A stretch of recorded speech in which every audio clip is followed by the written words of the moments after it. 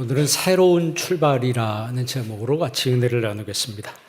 우리가 사도행전을 우리가 계속해서 보면서 같이 은혜를 나누는데, 이 사도행전은 구약의 요엘 선지자가 하나님의 영, 성령의 기름 부으심이라고 하는 그 성령의 기름 부으심의 역사가 어떻게 소상하게 나타났는가를 기록하고 있습니다. 그리고 이 성령의 기름 부으심이 개인의 생활에 어떻게 나타났고, 또 공동체의 삶 속에 공동체의 성령의 기름 부으심이 어떻게 나타났는지를 아주 자세하게 서술을 하고 있습니다.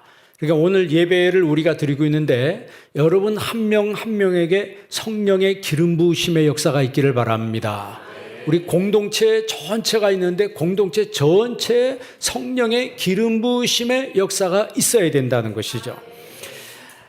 그래서 우리가 사도행전 2장에서 이 성령 충만의 이 사건이 기록되어 있는데, 사도행전 2장에서는 그날 신도의 수가 3,000이나 더하더라 이렇게 기록하고 있고, 4장 4절에서는 말씀을 듣는 사람 중에 믿는 자가 많으니 남자의 수가 약 5,000이나 되더라 그랬어요.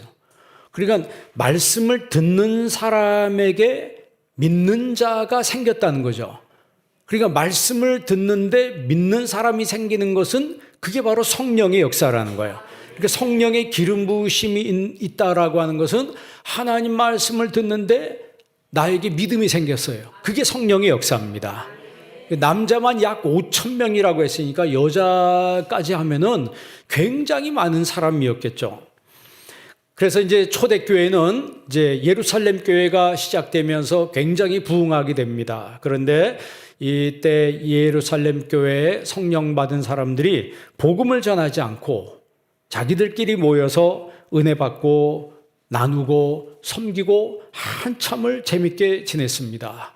그렇게 지내다가 갑자기 스데반이라고 하는 사람이 순교하는 거예요. 갑자기 예수님 믿는 것 때문에 누가 죽어요. 화들짝 놀라는 거예요. 화들짝 놀라서 이 스데반의 박해로 말미암아 교회가 막 뿔뿔이 흩어지기 시작했습니다. 오늘 말씀은 그 뿔뿔이 흩어지게 만든 사람 중에 한 사람, 박해자 중에 한 사람, 대표적인 박해자죠. 이 사울이라고 하는 사람이 어떻게 부르심을 받아 회심했는지를 기록하고 있습니다. 우리 지난주에 장로고시를 봤는데 네 분 다 합격을 했습니다. 그래서 이따가 이제 합격증을 드릴 거예요. 광고 시간에. 좋아요? 여러분이 합격하는 거 아닌데 좋아요? 그렇죠. 교회 축하할 일이죠. 교회 잔치고. 그 장로고시 중에 제가 말씀드린 것처럼 구원의 9가지 서정이 있어요. 구원의 9가지 서정은 가장 먼저 소명으로부터 시작됩니다. 콜링이라고 하는 하나님의 부르심으로부터 시작되는 거죠. 소명 다음에 중생이에요. 중생 다음에 회심이라고 하는 거죠. 회심. 그 회심 다음에 신앙이라고 하는. 그러니까 회심할 때 믿음이 생기는 거예요. 신앙. 그 다음에 칭의 다음에. 그 다음에 양자. 이 6가지가 한꺼번에 이루어지는 거예요. 6가지가 한순간에 이루어지는 거예요. 그러니까 하나님이 나를 구원으로 나를 부르신다라고 하는 것은 그 구원으로 나를 부르시면서 내 마음속에 중생이 이루어지는 거예요. 거듭남의 역사가 이루어지는 거죠. 그 회심이라고 하는 거죠. 이 회심은 일생에 한 번 하는 겁니다. 일생에 한 번 하는 거예요. 내 인생의 방향을 턴하는 거예요. 내 멋대로 살고 내 중심대로 살다가 정말 하나님 영광 위해서 살기로, 하나님 뜻대로 살기로 결심하면서 이 방향을 턴하는 거죠. 그리고 죽을 때까지 한 번도 변함이 없이 흔들림이 없이 가는 사람, 그 사람은 진실로 회심한 사람이에요. 가다가 삐져나가고 멋대로 튕겨나가는 사람은요, 교회는 다닐지 몰라도 회심한 사람은 아닙니다. 그 회심이라고 하는 것은 믿음으로 이어지고, 그 믿음은 내가 하나님의 양자가 된 것을 내가 아는 거예요. 우리가 로마서 8장에 보면 종의 영을 받지 아니하고 양자의 영을 받았으므로 하나님을 아버지라 부르진다 그랬어요. 아빠 아버지라고 하나님을 친근하게 부르는 사람이 됐다라고 하는 거죠. 그게 바로 칭의라고 하는 거예요. 나를 죄인이지만 나를 의롭다고 칭해 주시는 거죠. justification이라고 해요. 나를 의롭다고 칭해 주는 거예요. 내가 뭘 했는데? 한 거 아무것도 없어요. 내가 뭐 헌금을 했습니까? 내가 뭐 일을 했습니까? 한 것도 없는데 나 같은 죄인을 하나님의 의인이라고 칭해 주시는 그 칭의의 은혜. 이거는 누구에게 주어지냐면 회심한 사람한테 주어지는 거예요. 이렇게 회심한 사람에게 시작되는 게 바로 성화라고 하는 거죠. 거룩함이 나도 모르게 내 속에서 생기는 거예요. 생각이 거룩해지고 행동이 거룩해지고 그 길을 향해서 가는 거예요. 그게 여러분 성도의 견인하고 같이 있는 거예요. 끝까지 천국 가는 그날까지 인내하게 하신다는 거죠. 성령께서 나를 꽉 붙잡아 주셔서 내가 시험 들고 내 마음이 어렵고 고통스럽고 뭐 이럴까 저럴까 막 할 때 그러지 마. 너 끝까지 믿음으로 가야 돼. 성령께서 나를 꽉 붙잡아 주시는 거예요. 그런 성화의 길을 성령님께서 나를 붙잡아 주시기 때문에 고난이 오고 시험이 오고 병들어도 우리의 믿음이 흔들리지 않고 천성을 향해서 가는 거예요.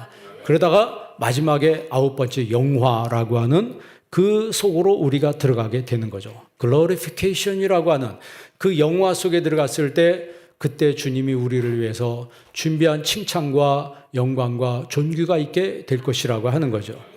지금 제가 설명드린 것이 바로 기독교의 진리를 한마디로 짧게 요약을 한 거예요. 이거는 어느 누구든지 예수님을 만나고 회심한 사람들은 이 과정을 다 밟게 돼 있습니다.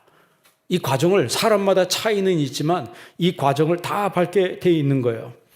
그래서 오늘 이 사울이라고 한 사람이 회심을 하게 되는데 그 사울의 회심이 기독교 역사에 커다란 획을 긋는 그 사건이 되는 거예요. 우리가 장로교의 교리를 예정론이라고 말합니다. 예정론이라고 하는 것은 정해졌다는 거죠. 정해졌다는. 그러나 누가 정해졌는지도 우리는 모르는 거예요. 천국 가봐야지 아는 거예요. 그래서 정해졌는데 아직 교회 밖에 있는 사람들이 있어요. 그 사람을 찾아내는 게 바로 전도라고 하는 거죠. 이 성에 내 백성이 많다고 했잖아요. 이 성 중에 내 백성이 많다라고 하는 거는 하나님을 믿는 그룹에만이 아니고 에클레시아라고 하는 그 그룹에 뿐만이 아니고 그 에클레시아 저 밖에 하나님의 택자가 있다라고 하는 거예요. 그 택자를 찾아내는 게 바로 전도라고 하는 거죠. 그러니까 장로교의 예정론은 이 사울의 회심에서 적나라하게 드러냅니다. 아니 교회를 박해하고 못 살게 굴고 막 잡아다가 죽이는 데까지 던져놓고 이 사람이 어떻게 하나님을 믿겠느냐. 그런데 하나님의 택한 사람은 아무리 잘못된 짓을 한다 할지라도 언젠가는 돌아오게 되어 있습니다. 우리나라 한국 교회에서만 봐도 깡패였다가 예수님 믿고 목사가 된 사람들이 있습니다. 뭐 이런 분들이 여러 분이 있어요. 위대한 부흥사까지 돼요. 위대한 부흥사까지 됩니다. 그런 분들이 그냥 그렇게 되겠습니까? 자기들이 못된 짓 하고 돌아다녔지만 어느 순간에 회심하게 되는 거죠. 그 순간에 회심하게 되는 것은 그 이규풍이라고 하는 목사님도 스왈론 선교사님이라고 하는 그 서양 선교사님이 말씀을 전할 때 한국말을 뭐 제대로 했겠습니까?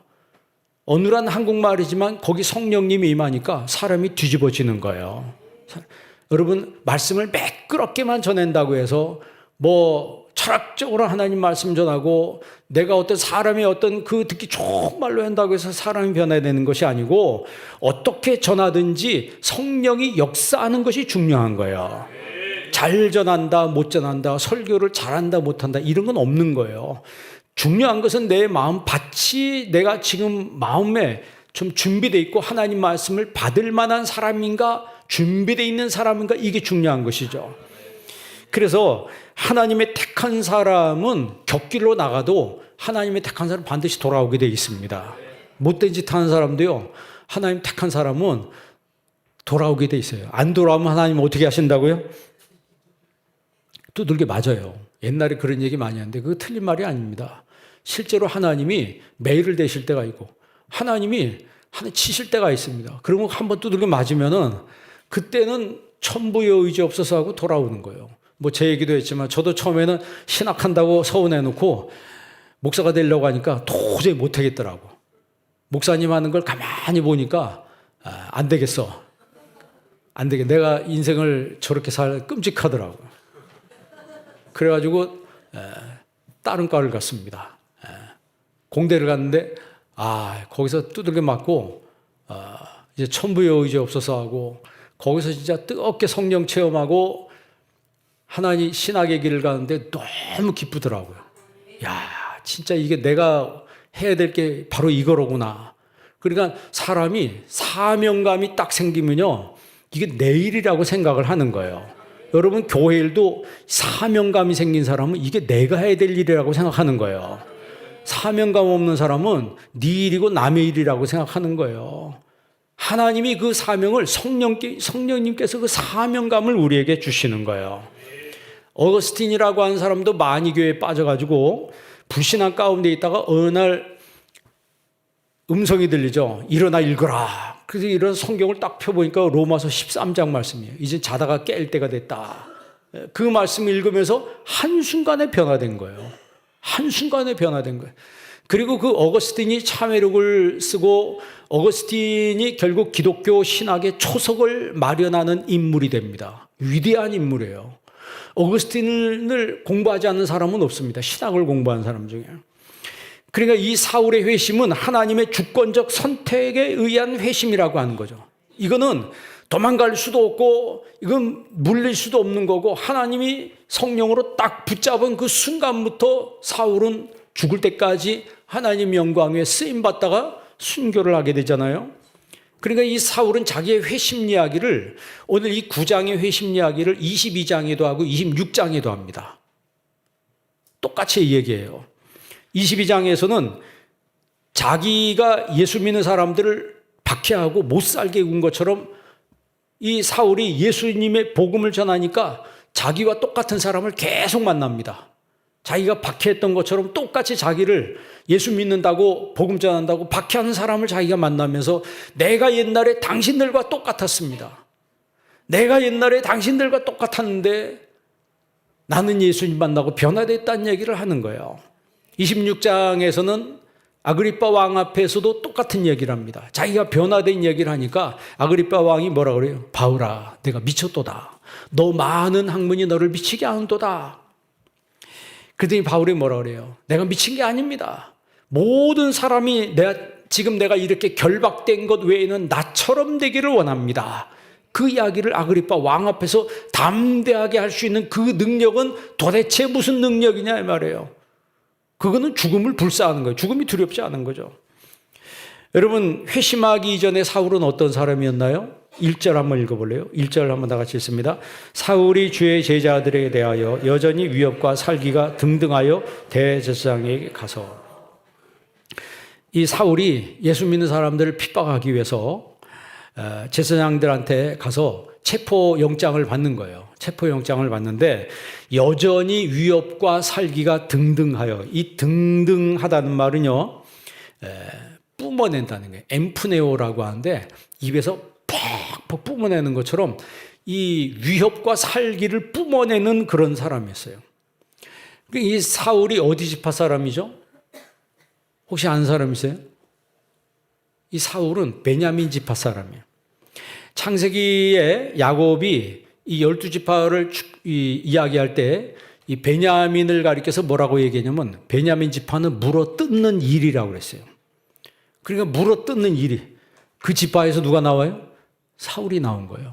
그러니까 다니면서 예수 믿는 사람들을 물어 뜯는 거예요. 합법적으로 물어 뜯기 위해서 체포영장을 받은 거죠. 체포영장을 받아가지고 다메섹에 가는데 2절에 보면은 남녀를 막론하고 결박해서 예루살렘으로 잡아오려 함이라 그랬어요. 남녀를 막론하고 예수님만 믿으면 전부 다 체포해서 깜빵에 집어넣기 위해서 눈에 불을 켜고 물어뜯는 이리처럼 찾아다녔다라고 하는 거죠. 그러니까 이처럼 하나님의 사람으로 쓰임받아야 될 사람이 과거의 행적이 이랬다라고 하는 거예요. 그러니까 사울이 변화되고 나서 회심하고 나서 평생 죽을 때까지 자기의 죄를 속지 않은 마음으로 삽니다. 그래서 여러분, 바울이 나는 죄인 중에 괴수라. 그거는요, 인생 말년에 한 거예요. 자기 죽기 전에도 나는 죄인 중에 괴수입니다. 여러분, 세상에서 죄 많이 짓던 사람이 진짜 예수님 만나고 회심하고 교회 들어오면요, 그 사람은 자기 지은 죄가 많기 때문에 교회에서 누가 실수하는 거 봐도 뭐라고 해요, 안 해요? 뭐라고 안 합니다. 왜? 저 사람 지은 건 내가 옛날에 지은 죄에 비하면 세 발의 피야. 근데 왜 막 정죄하는 줄 아세요? 죄 안 졌다고 생각하는 사람. 다 의인들이 앉아있기 때문에, 다 의인들이고 나는 죄진 거 없고 허물없다고 생각하는 사람들이 조금만 누구 허물 보면 그걸 향해 손가락질하고 비난하고 정죄하고 비판하고 원망하고 하는 거예요. 그래서 교회가 어려워지는 교회들이 있어요. 그 왜 그래요? 자기가 죄인인 줄 모르는 거예요. 자기 죄가 얼마나 무겁고 크다는 걸 모르기 때문에 남을 정죄하는 거예요. 바울은요, 자기가 실제로 지은 죄는 너무 컸기 때문에 자기는 평생에 이 감당하지 못해, 이 죄를, 나는 이 죄가 너무 많기 때문에 이 사도의 직을 감당하지 못한다. 나는 사도들 중에 가장 작은 자라고 고백했어요. 여러분, 고린도전서 15장 9절 한번 읽어볼래요? 고린도전서 15장 9절 다 같이 읽습니다. 나는 사도 중에 가장 작은 자라. 나는 하나님의 교회를 박해하였으므로 사도라 칭함받기를 감당하지 못할 자니라. 나는 사도 중에 가장 작은 자라는 거예요. 나는 하나님의 교회를 뭐하였으므로? 박해했으므로. 실제 그랬잖아요. 스데반 죽는데 누가 참가했어요? 거기 참가했잖아요. 스데반 죽는데 그 정도까지 못 살게 굴던 사람이었어요. 그래서 사도라 칭함받기를 감당하지 못할 자니라. 갈라디아 교회 편지할 때도요, 갈라디아서 1장 13절에 보면 하나님의 교회를 심히 박해하여 멸하고, 교회를 박해해서 멸했다라고 하는 걸 자기가 그냥 다 여과 없이 드러내놓고 이야기를 합니다. 빌립보 교회 편지할 때도 열심으로 내가 교회를 박해했다. 그러니까 서신 편지를 쓸 때마다 자신의 실수를 인정하고 발뺌하지 않았어요. 자신의 실수를 내가 옛날에 이런 사람이었습니다 라고 하는 걸 그대로 다 얘기합니다. 그렇잖아요. 사람이 자기 것을 속이지 않고 다 이야기하면 후련한 거예요. 근데 뭐 이거 감추고 저거 감추고 하면 뭐 이야기할 때도 찜찜하죠. 듣는 사람도 뭐하고? 듣는 사람도 좀 찜찜하고 그런 거예요. 근데 바울은 하나도 숨기지 않고 나는 솔직히 이런 사람입니다. 솔직히 이런 사람이라고 여러분 다 이야기를 하는 거예요. 그럼 왜 사울이 예수님을 그렇게 박해했을까요? 왜 그렇게 사울이 핍박했을까요? 원래 못된 사람이어서 그랬을까요? 그렇지 않습니다. 사울이 예수님을 박해한 것은 성경에 근거해서 그렇게 한 거예요. 그럼 성경에 어디 그런 구절이 있냐? 여러분 신명기 21장 22절 한번 읽어보래요. 신명기 21장 22절 다 같이 읽습니다. 사람이 만일 죽은 죄를 범함으로 내가 그를 죽여 나무 위에 달거든. 이게 십자가에 죽는 거죠. 그 당시에 로마처럼 십자가형은 아니지만 신명기 시대에도 죄인을 십자가에 이 나무에 매다는 그런 그 습관이 있었거든요. 23절 다 같이 있습니다. 그 시체를 나무 위에 밤새도록 두지 말고 그날에 장사하여 내 하나님 여호와께서 내게 땅을 더럽히지 말라. 나무 위에 달린 자는 하나님께 저주를 받았음이니라. 나무 위에 달린 자는 하나님께 뭘 받았다고요? 저주를 받았다. 예수님 나무에 달렸잖아요. 그러니까 사울은 예수님이 저주받은 자라고 생각한 거예요. 그러니까 저주받은 율법에 의해서 저주받은 사람을 다니면서 전도하고 그러니까 참을 수가 없는 거지. 참을 수가 없는 거예요. 그러니까 자신의 그 유대교 율법의 그 신념으로 이 사람들을 가만두면 안 되겠다라고 한 거예요. 그러니까 사울이 무슨 나쁜 마음을 가지고 한 것이 아니고 율법을 나름대로는 지키려고 예수님을 박해했던 것이죠. 그 당시에 로마 시대 때 십자가형을 받은 사람은 십자가형에서 바로 내리지 않습니다. 그냥 일주일 내내 내비둬요.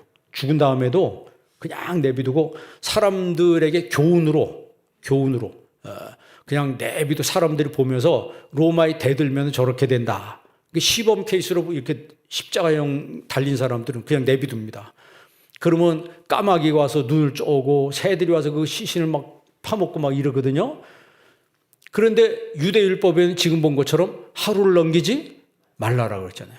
그러니까 이 대제사장들이 예수님 죽은 거 확인하고 그 시신을 내려야 된다.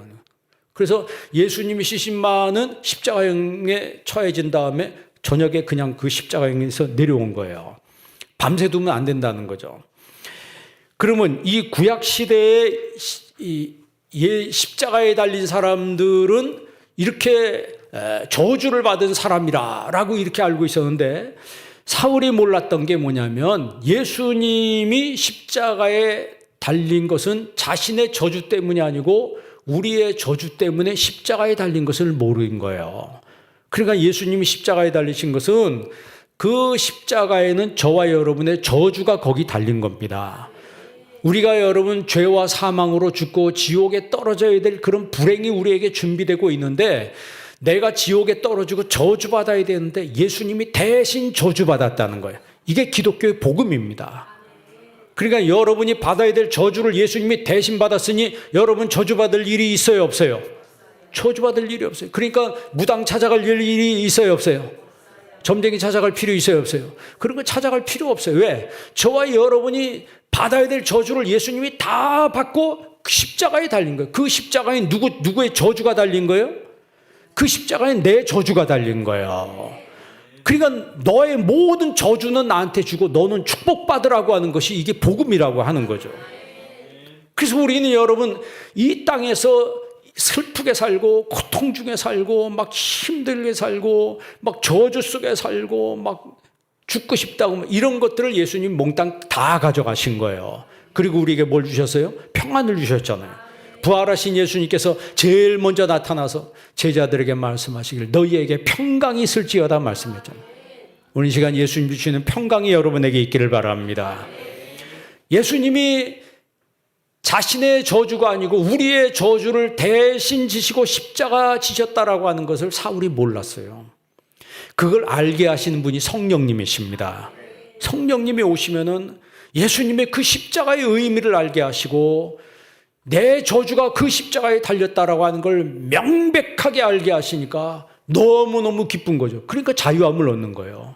그 이전에는 항상 마귀한테 질질 끌려다니고 혹시 내가 뭐 해서 그런가, 혹시 내가 뭐 제사 지내지 않아서 그런가, 이 귀신안들한테 마귀한테 끌려다니는데 성령님이 오셔서 이 복음에 대해서 확실하게 알게 하시고 우리 눈을 뜨게 하시니까 여러분 영혼이 자유함을 얻잖아요. 로마서 8장 말씀처럼 죄와 사망의 법에서 우리를 뭐 했다고요? 해방시켰다 그러잖아요. 그러니까 잘못된 방향으로 열심히 가던 그 사울의 삶을 예수님 방향만 싹 틀어놓은 거예요. 그랬더니 그 잘못된 방향으로 가던 열심히 이제는 똑바른 방향으로 간 거예요. 그러니까 예수님을 대적하던 대적자가 대리자가 된 거예요.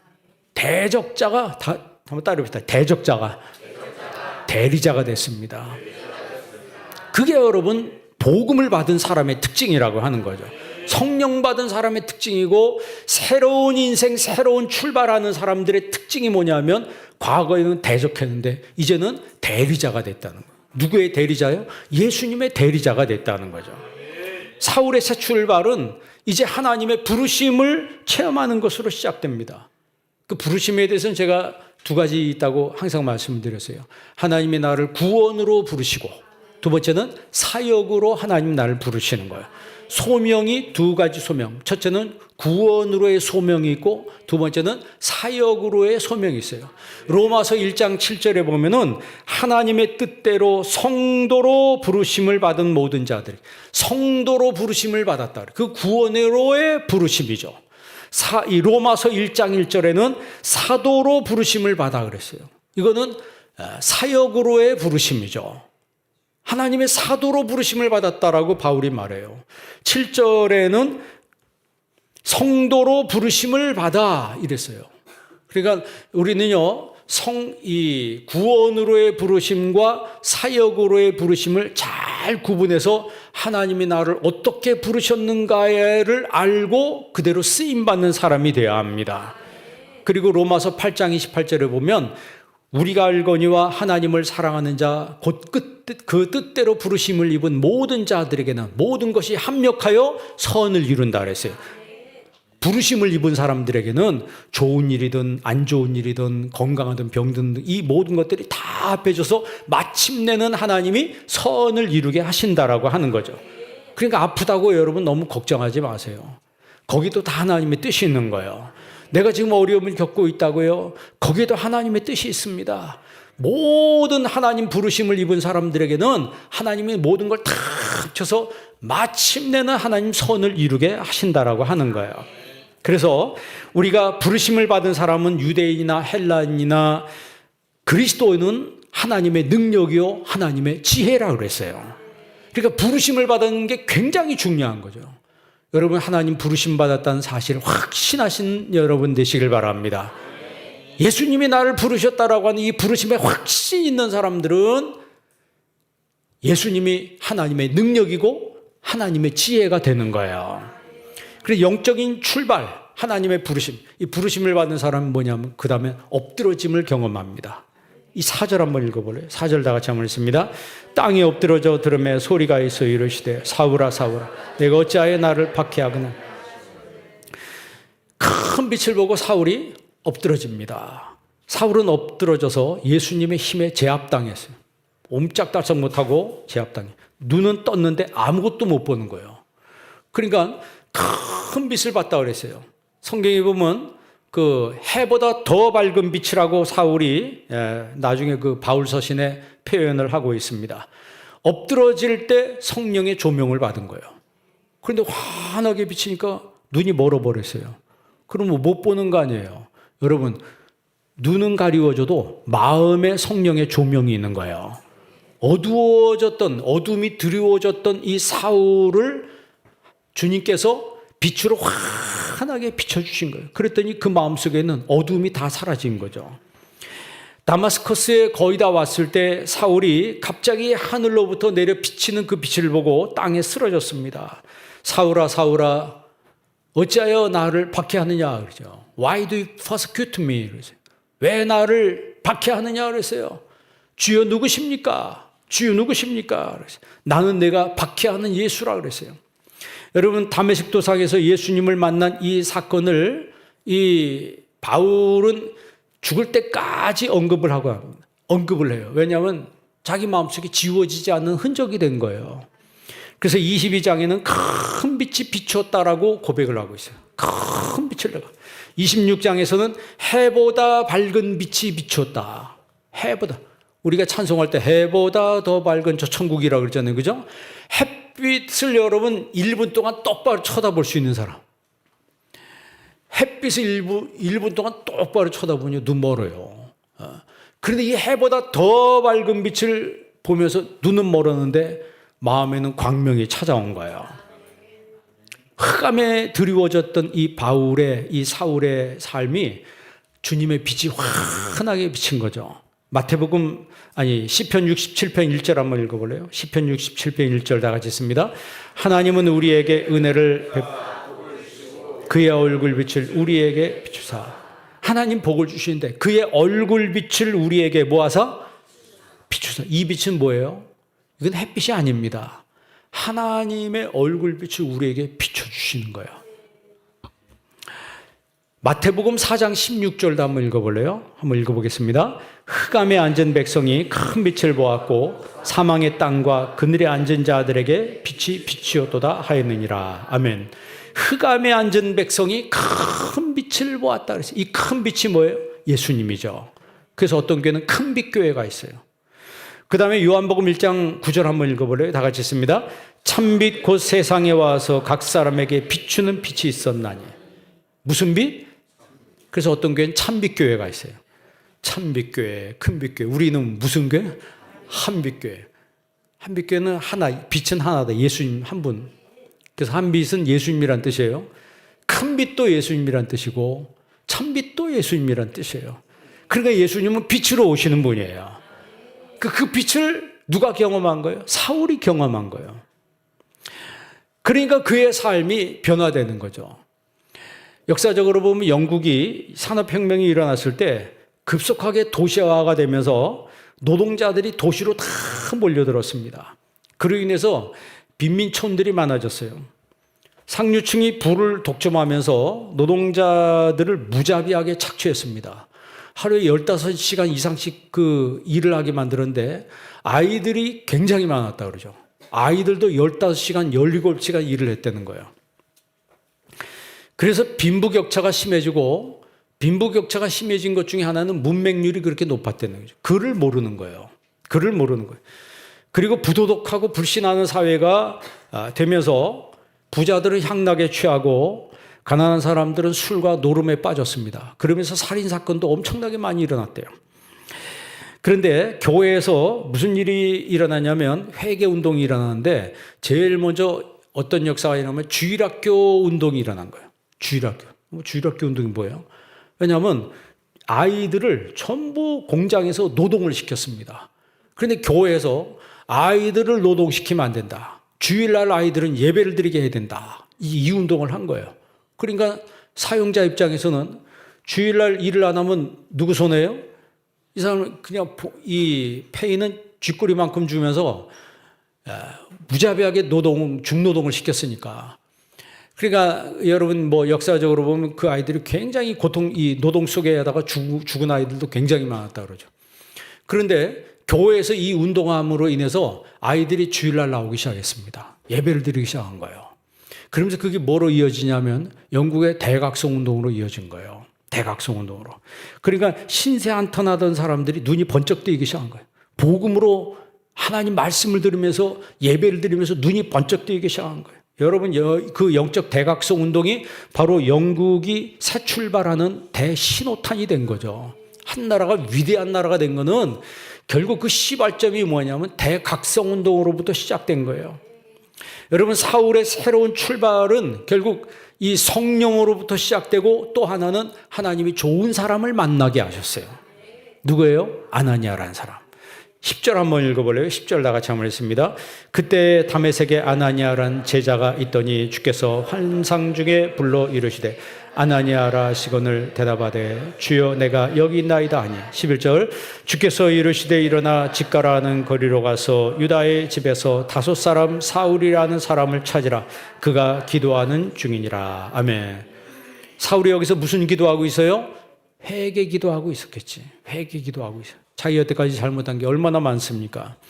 환상 중에 하나님이 아나니아에게 나타나서 지금 집가라고 하는 거리로 가서 거기 유다의 집에 유다 사람 그 다섯 사람 사울이라고 한 사람이 있는데 그 사울에게 안수해라 그러는 거예요. 그랬더니 아나니아가 들은 얘기가 있잖아요. 주님, 그 사람은 위험한 사람이라고 그랬잖아요. 그 사람은 예루살렘에서 사람 잡아다가 다 감옥에 집어넣고 그리고 체포영장 받아가지고 여기까지 왔대는데 그래도 됩니까? 그랬더니 예수님 뭐라 그래요? 15절 한번 읽어볼래요? 15절 다 같이 읽습니다.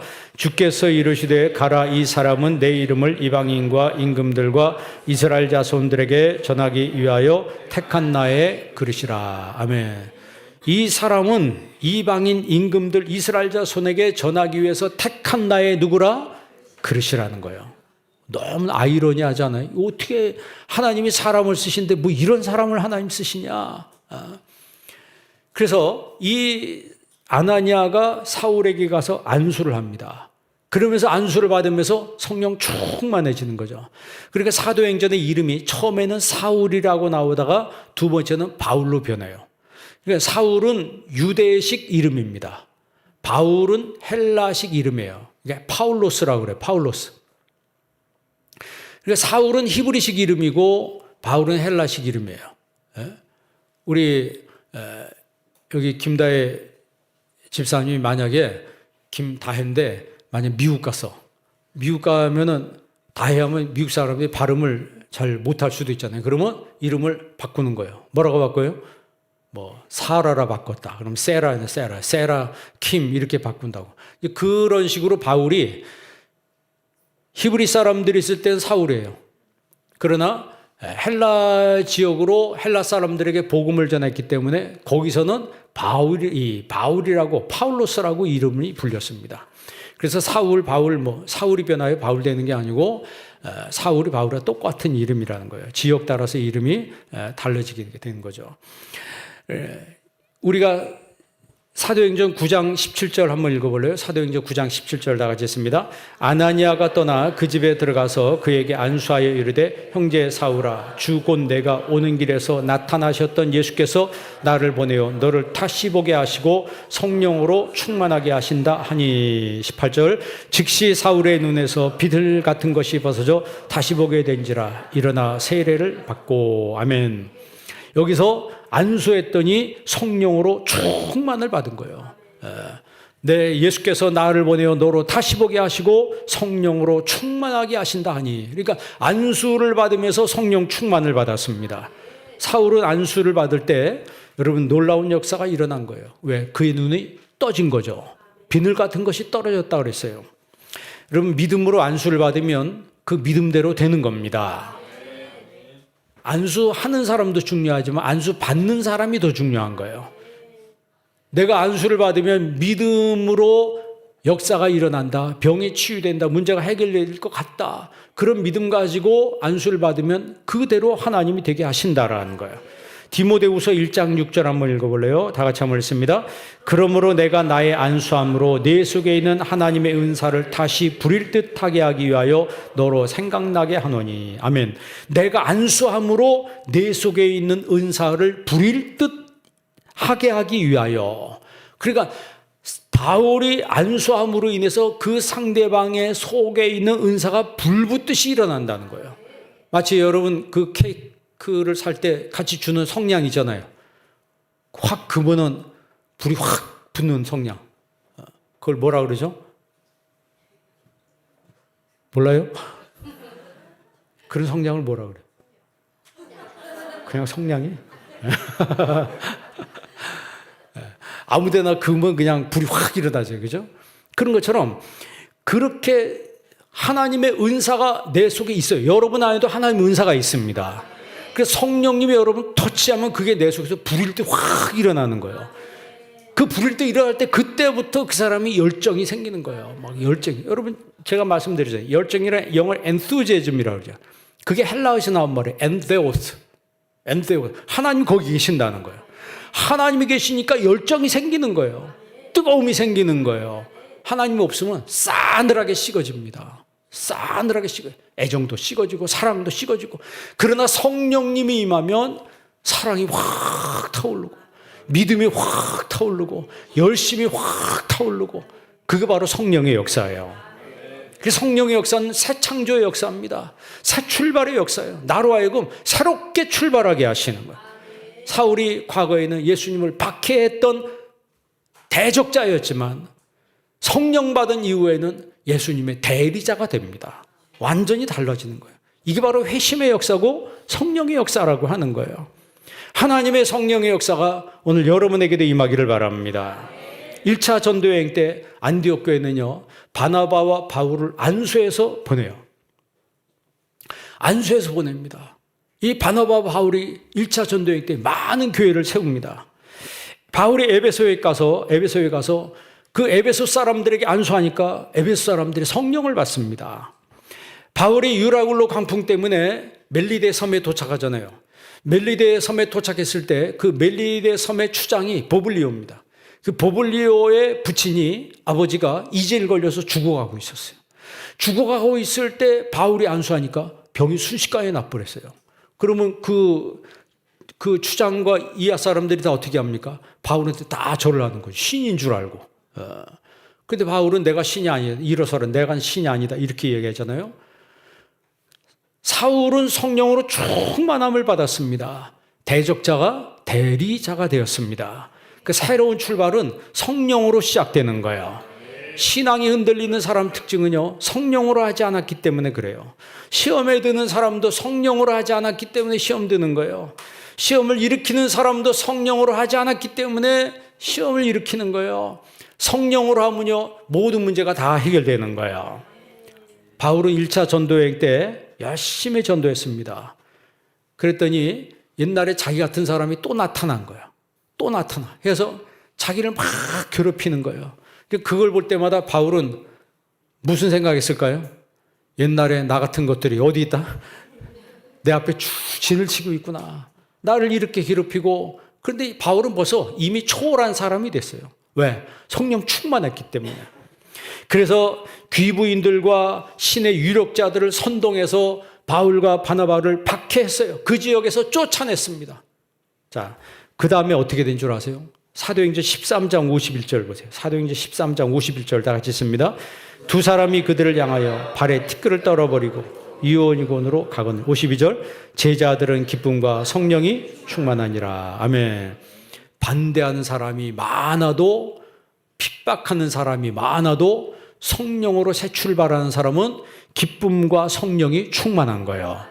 그 말의 뜻은 뭡니까? 막을 사람이 없는 거죠. 막을 사람이 없는 거예요. 여러분 예수 믿을 때 기쁨과 성령으로 충만하시길 바랍니다. 그럼 여러분은 막을 사람이 없는 거예요. 인생을 기쁘게 살아가는 거예요.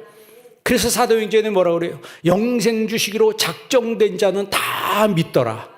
그게 예정론이에요. 그러니까 바울은 박해하는 사람이 있어도, 못 살게 구는 사람이 있어도 딱 보면서 옛날에 자기를 생각하는 거예요. 자기를 생각하고, 그래 나는 저 사람보다 더 했지, 저 사람보다 더 했지 하면서 그 모진 박해를 이겨내면서 오히려 기쁨과 성령으로 충만했습니다. 여러분 새로운 출발은요 성령 충만으로 시작되는 거예요. 성령의 감동과 성령의 감화심이 있어요. 오늘 사울은 그걸 체험한 겁니다. 바울처럼 성령 충만함으로 인생을 새롭게 출발하는 여러분 되시길 주의 이름으로 축원합니다. 기도하겠습니다. 하나님의 은혜를 감사합니다. 이 시간에 저희들 말씀 주셔서 사울이 회심하고 새로운 출발을 했던 것처럼 아버지여 하나님 말씀을 통해서 우리 인생에 새로운 출발이 있게 하여 주옵소서. 날마다 성령의 감동하심과 성령의 감화가 있게 하여 주옵소서. 그리함으로 날마다 성령 충만하게 하시고 평생을 기쁨과 하나님의 성령으로 충만한 삶을 살게 하여 주옵소서. 그리하여 주님의 뜻을 이루게 하시고 하나님의 영광 돌리는 주님의 제자의 삶을 살게 하여 주옵소서. 예수님의 이름으로 기도합니다. 아멘.